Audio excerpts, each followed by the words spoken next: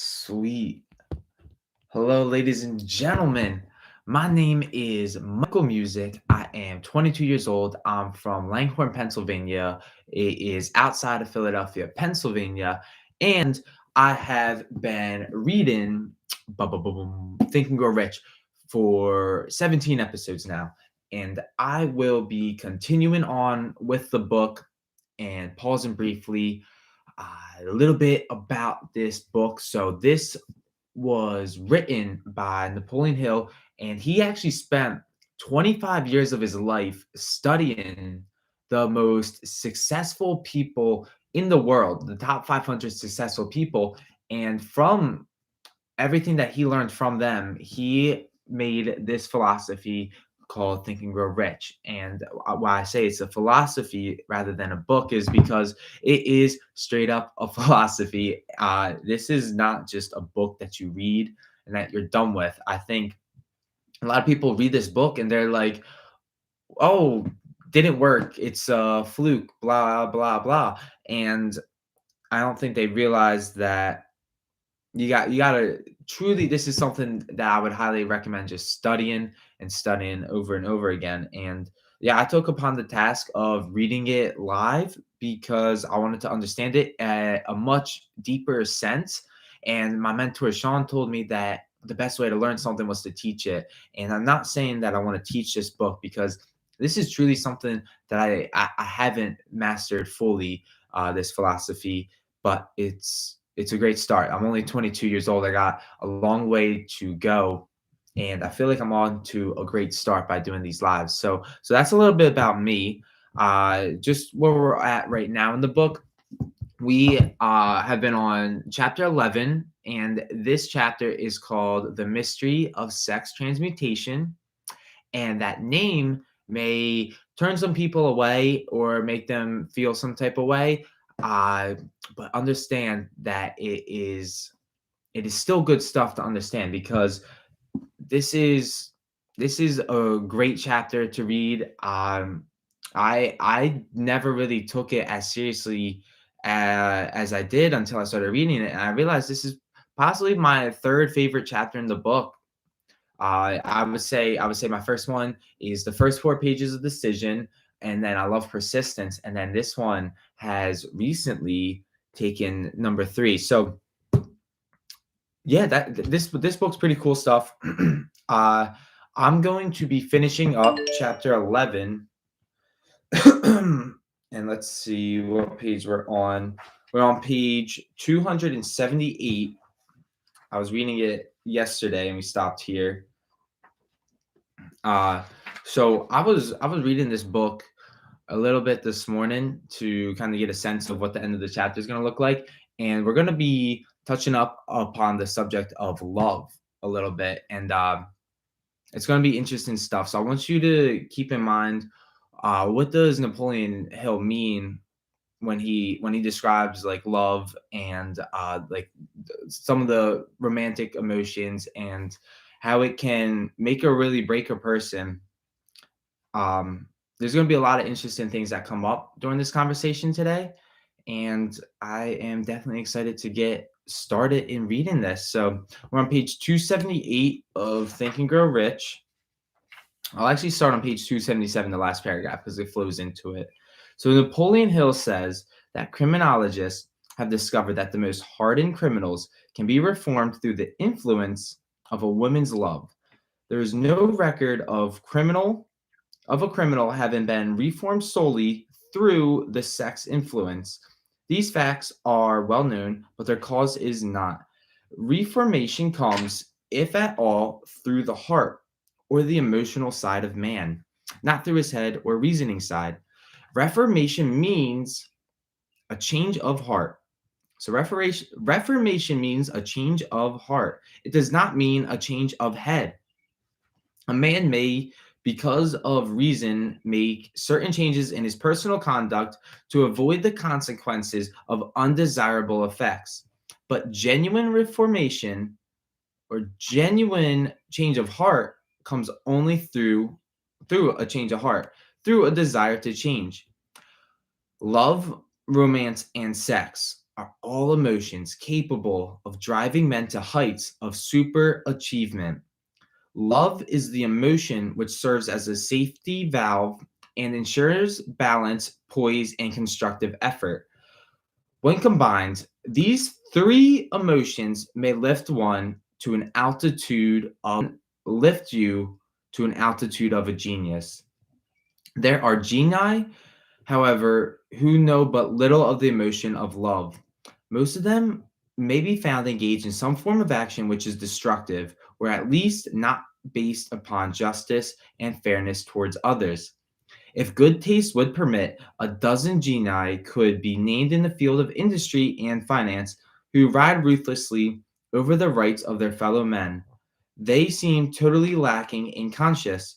The reader can easily supply his own list of such men.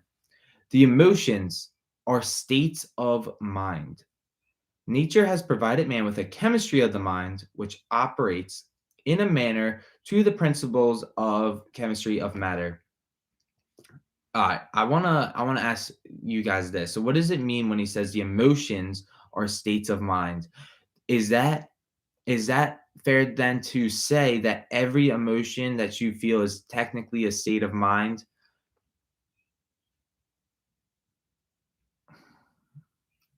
Okay, I'll just reread it. That's interesting though to know because I've been studying state for a while and I've been learning how there's the strategy, story, and then the state. There's like this like little triad going on, and the state is the most important of them. And Napoleon Hill is saying that the emotions are states of mind. So, what does that mean to you? That's gonna be an interesting topic to come up. I'll touch upon that later on, but the emotions or states of mind that's something I never really thought of before. Anyways, nature has provided man with a chemistry of the mind, which operates in a manner similar to the principles of chemistry of matter. It is a well known fact that through the aid of chemistry of matter, a chemist may create a deadly poison by mixing certain elements, none of which are in themselves harmful in the right proportions. The emotions may likewise be combined so as to create a deadly poison. The emotions of sex and jealousy when mixed, may turn a person into an insane beast. The presence of any one of the or more of the destructive emotions in the human mind through the chemistry of the mind sets up a poison which may destroy one's sense of justice and fairness.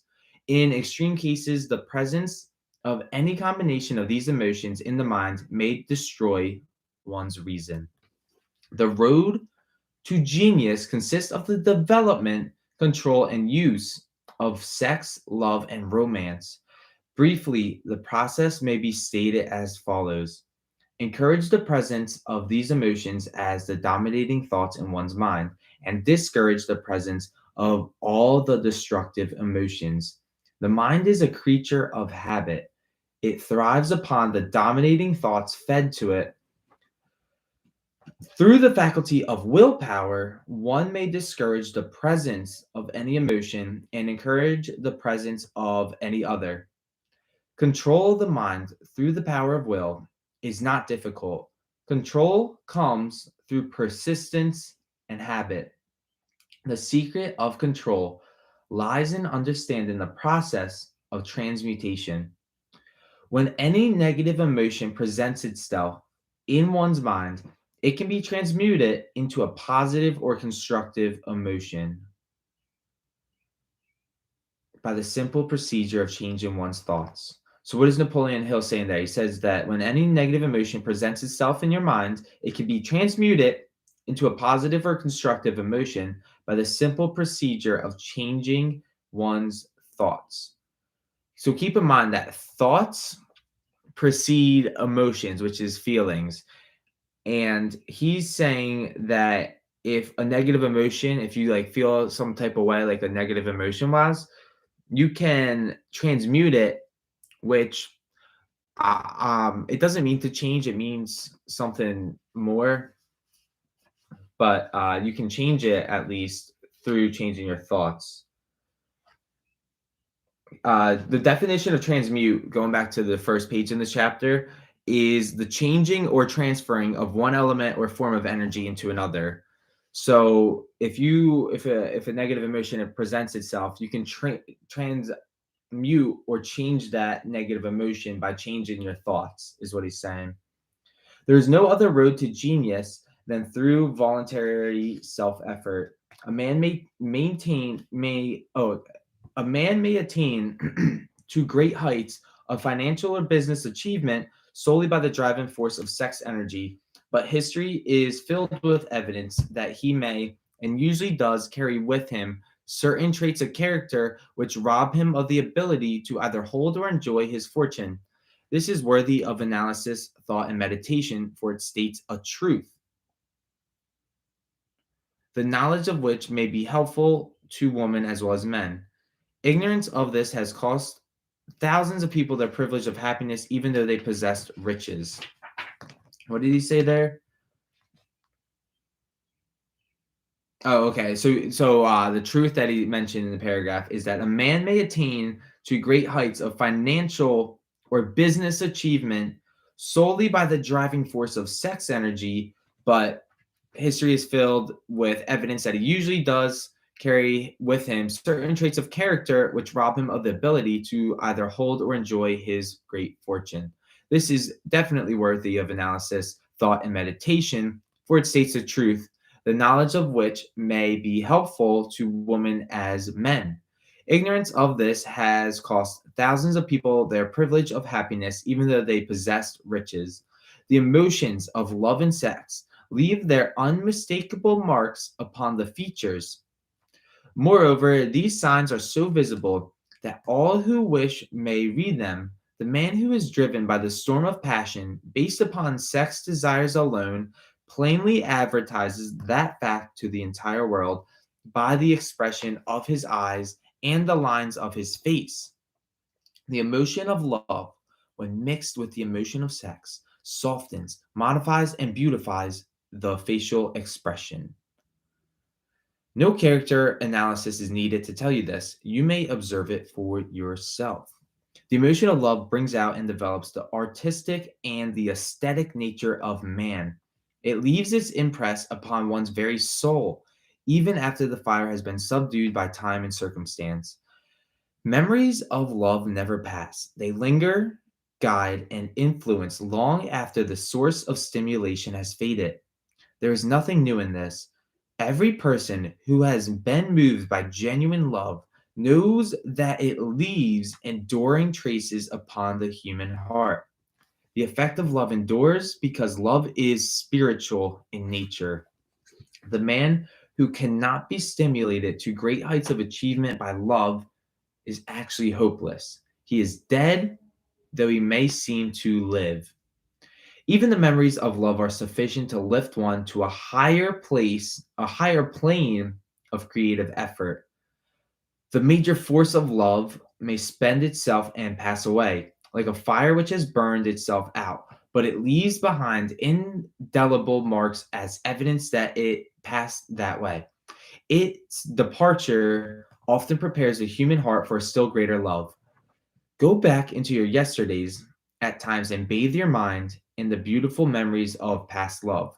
It will soften the influence of the present worries and annoyances. It will give you a source of escape from the unpleasant realities of life, and maybe, who knows, your mind will yield to you during this temporary retreat into the world of fantasy ideas or plans which may change the entire financial or spiritual status of your life. If you believe yourself unfortunate because you have loved and lost, perish the thought. One who has loved truly can never lose entirely. Love is whimsical and temperamental. Its nature is ephemeral and transitory. It comes when it pleases and goes away without warning. Accept and enjoy it while it remains, but spend no time worrying about its departure. Worry will never bring it back. Dismiss also the thought that love never comes but once. Love may come and go, times without number, but there are no two love experiences which affect one in just the same way. There may be, and there usually is, one love experience which leaves a deeper imprint on the heart than all the others. But all love experiences are beneficial except to the person who becomes resentful and cynical when love makes its departure. There should be no disappointment over love, and there would be none if people understood the difference between the emotions of love and sex. The major difference is that love is spiritual while sex is biological. No experience which touches the human heart with a spiritual force can possibly be harmful except through ignorance or jealousy. Love is, without question, life's greatest experience. It brings one into communion with infinite intelligence. When mixed with the emotions of romance and sex, it may lead one far up the ladder of creative effort. The emotions of love, sex, and romance are sides of the eternal triangle of achievement building genius.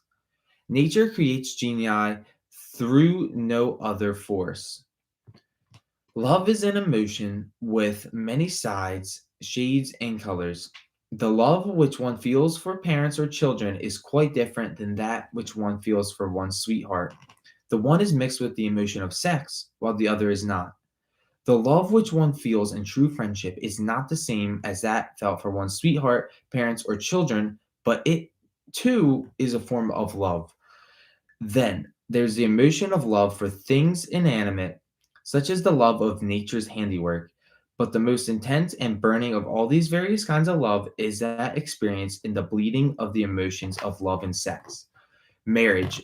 Marriages not blessed with the eternal affinity of love, properly balanced and proportioned with sex, cannot be happy ones and seldom endure. Love alone will not bring happiness in marriage, nor will sex alone. When these two beautiful emotions are blended, marriage may bring about a state of mind closest to the spiritual that one may ever know on this earthly plane. When the emotion of romance is added to those of love and sex, the obstructions between the finite mind of man and infinite intelligence are removed. Then a genius has been born. Okay, so just to reiterate, he's really saying that love, sex, and romance, those three combined, they make like this little triangle. According to Napoleon Hill, he's saying that a genius will be born out of that, which is interesting to think about. What a different story is this than those usually associated with the emotion of sex. Here's an interpretation of the emotion which lifts it out of the commonplace and makes of its potter's clay in the hands of God, from which he fashions all that is beautiful and inspiring. It is an interpretation which would, when properly understood, bring harmony out of the chaos which exists in too many marriages. The disharmonies often expressed in the form of nagging may usually be traced to lack of knowledge on the subject of sex, where love, romance, and the proper understanding of the emotions and functions of sex abide. There is no disharmony between married people. Fortunate is the husband whose wife understands the true relationship between the emotions of love, sex, and romance. When motivated by this holy triumvirate, no form of labor is burdensome because even the most lowly form of effort takes on the nature of a labor of love. It is a very old saying that a man's wife may either make him or break him, but the reason is not always understood. The making and breaking is the result of the wife's understanding or lack of the understanding of the emotions of love, sex, and romance. Despite the fact that men are polygamous by the very nature of their biological inheritance, it is true that no woman has as great an influence on a man as his wife, unless he is married to a woman totally unsuited to his nature. If a woman permits her husband to lose interest in her and become more interested in other women, it is usually because of her ignorance or indifference toward the subjects of sex, love, and romance. This statement presupposes, of course, that genuine love once existed between a man and his wife. The facts are equally applicable to a man who permits his wife's interest in him to die. Married people often bicker over a multitude of trivialities. If these are analyzed accurately, the real cause of the trouble will often be found to be indifference or ignorance on these subjects. Man's greatest motivating force is his desire to please woman.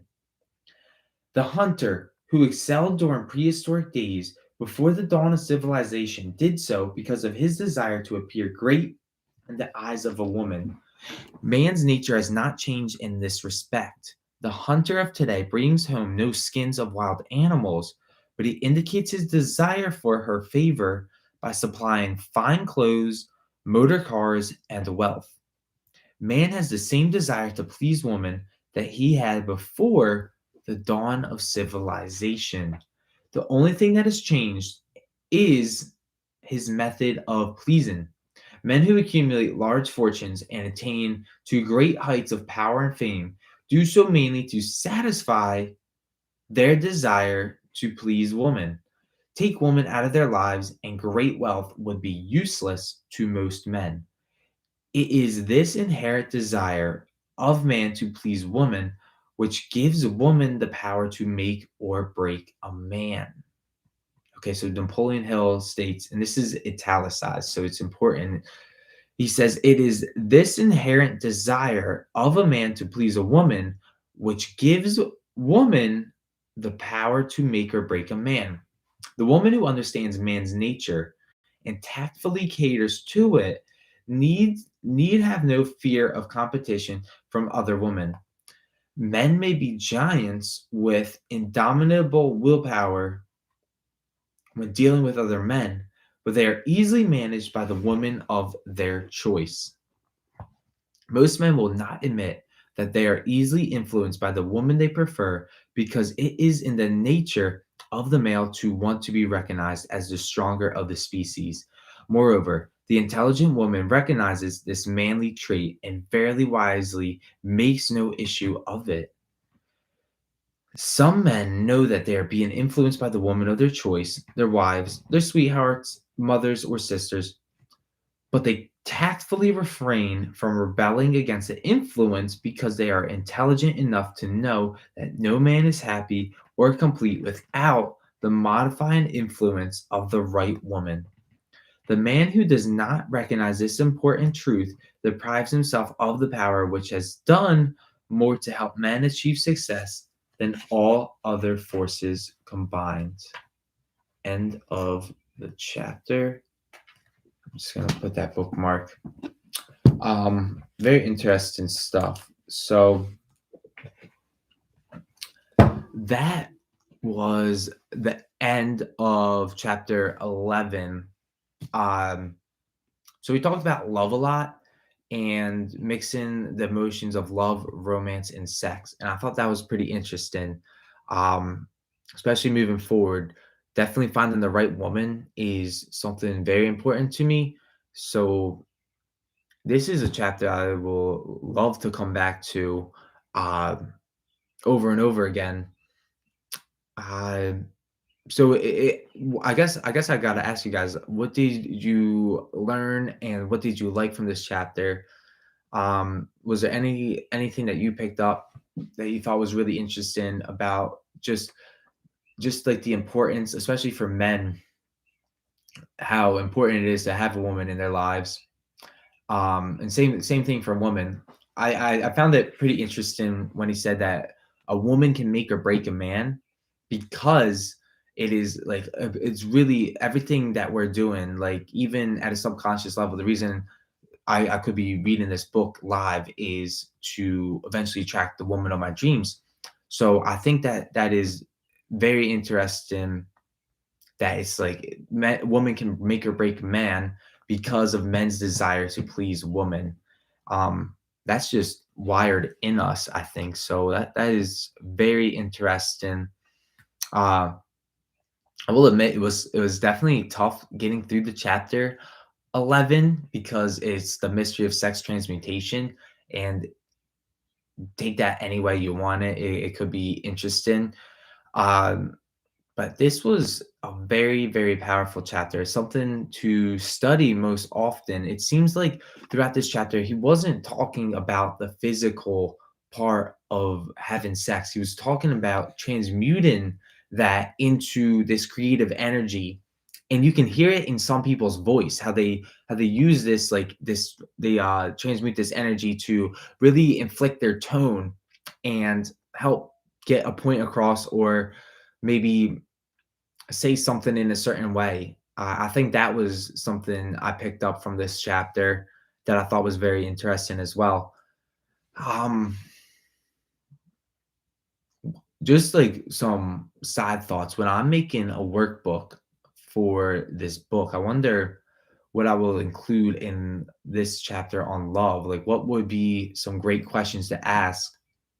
I know touching upon the three triads like love, romance, and sex, those are something to look forward to. If you can really understand, I think combining those three emotions, I think you hit the golden buzzer. It doesn't matter what degree or how like formally educated you are. You can truly tap into becoming a genius, and it doesn't matter where you come from, how bad you started. You truly can become a genius if you tap into those three.